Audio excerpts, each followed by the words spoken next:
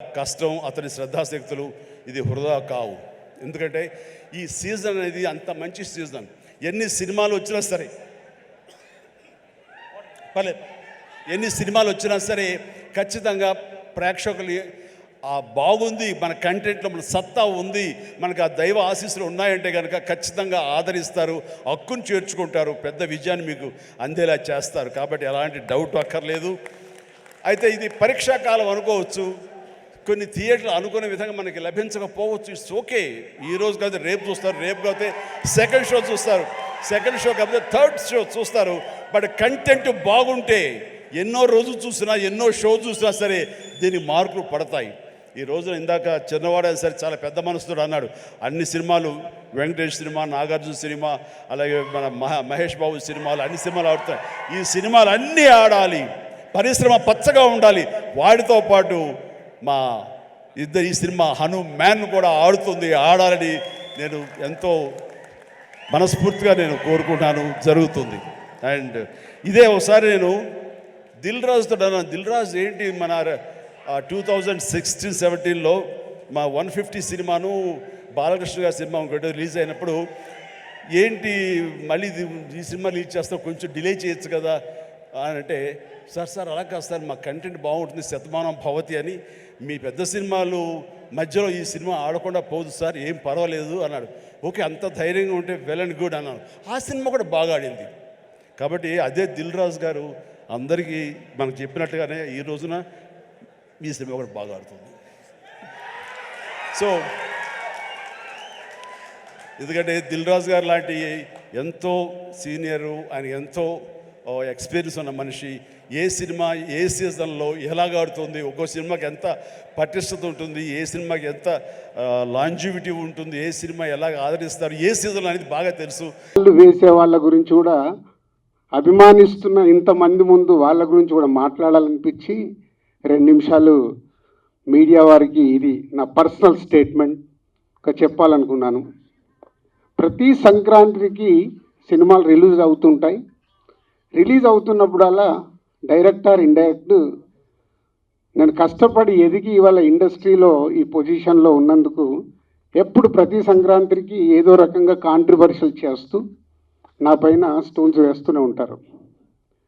అది ఆల్మోస్ట్ మీరు అందరికీ తెలియంది కాదు, 7-8 ఇయర్స్ నుంచి నడుస్తూనే ఉంది. సో నేను చిరంజీవి గారు మాట్లాడుతూ వారు ఎంత బాగా చెప్పారు, దిల్ రాజుకు తెలుసు దేనికి ఎలా ఏం చెయ్యాలి అని, ఈజ్ ఎక్స్పీరియన్స్ పర్సన్ అని. కానీ ఈరోజు కొందరు వెబ్సైట్లలో చిరంజీవి గారు మాట్లాడిన దాన్ని ఇంకొకలాగా టర్న్ చేసి రాశారు.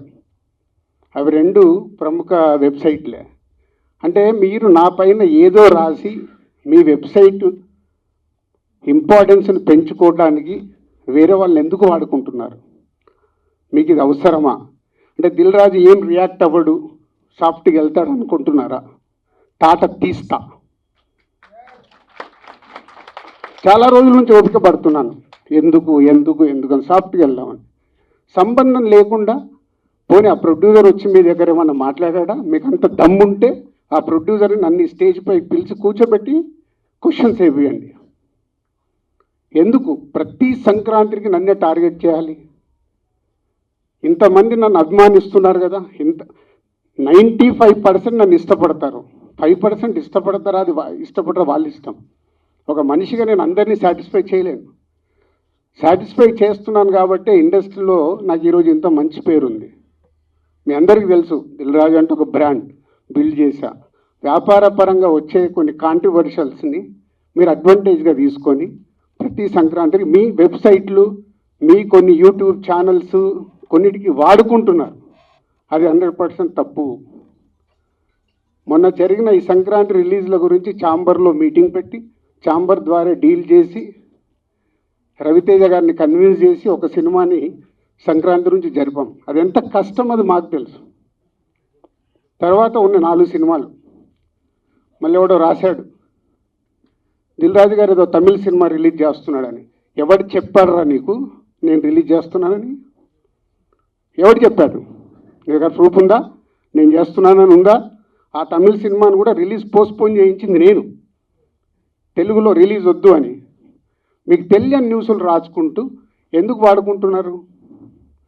ఇందాక నేను అన్నాను కదా, తాట తీస్తాను, ఈజీగా తీసుకోవద్దు. నా పైన ఏదైనా రాస్తే, తప్పుడు రాతలు రాస్తే, మీకు తెలియకుండా కాంట్రవర్షియల్ చేస్తే ఈ రోజు నుంచి నేను ఊరుకోను. ఇన్ని రోజులు నడిచిపోయింది, అది గుర్తుపెట్టుకోండి. 4 సినిమాలు రిలీజ్ ఉన్నాయి.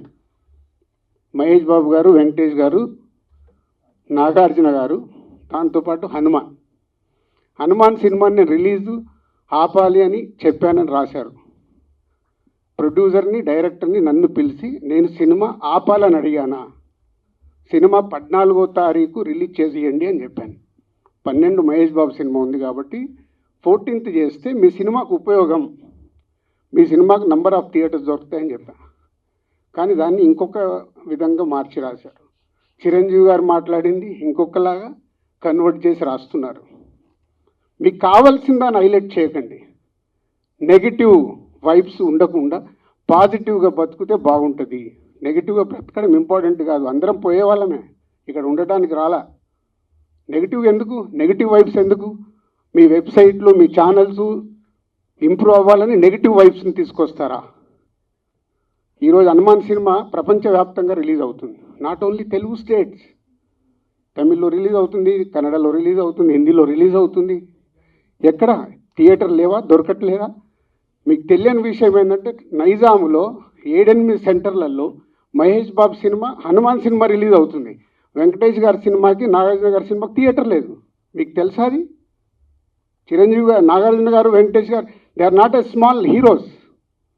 30 ఏళ్ళ నుంచి ఇండస్ట్రీలో ఒక స్టార్ హీరోగా ఉన్న ఇమేజ్ ఉన్న వాళ్ళకు కూడా థియేటర్ లేవు.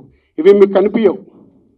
ఎంతసేపు వాళ్ళకు రావాల్సిన మైలేజ్ గురించి ప్రయత్నం చేస్తూ, సో ఈరోజు కొన్ని కోట్లు ఖర్చు పెడితే రాని ప్రమోషన్ని హనుమాన్ సినిమాకు వచ్చింది. గుడ్, చిన్న సినిమా సూపర్ హిట్గా అవ్వాలి అని మనస్ఫూర్తిగా కోరుకుంటున్న దాంట్లో నేను ఒక్కరిని. ఎందుకంటే సినిమా ఆడితేనే గ్లోబల్గా పెరుగుతాం. మన చేతిలో ఉండదు, మనం కష్టపడి సినిమా తీస్తాం. ఇవి తెలియకుండా మీ పిచ్చి రాతలతోని ఏం చేద్దాం అనుకుంటున్నారు? మళ్ళీ మళ్ళీ మళ్ళీ చెప్తున్నా, నా గురించి ఎక్కడన్నా తప్పుగా నా పేరు పెట్టి రాస్తే తాట తీస్తా. దీంట్లో తేడా లేదు. నిజాయితీగా మీకు ఏదైనా న్యూస్ ఉంది రండి, 24 hours అవైలబుల్. మీకు ఏదైనా న్యూస్ కావాలి, సార్ ఇలా ఉంది, ఇదేంటని అడగండి, నేను సమాధానం ఇస్తాను. నా పిఆర్ వాళ్ళు కూడా మాట్లాడారు డైరెక్ట్. ఎప్పుడైనా మీ మీడియా వాళ్ళందరికీ తెలుసు, ఐఎమ్ అవైలబుల్ ఎనీ టైం. మీ మెసేజ్లకు నేను రిప్లై ఇస్తాను, మీ ఫోన్ కాల్స్కి నేను రిప్లై ఇస్తాను. చెప్పండి మీ మీడియా వాళ్ళందరూ, ఎప్పుడన్నా నేను లేనా, అవైలబుల్ లేనా? దేనికి?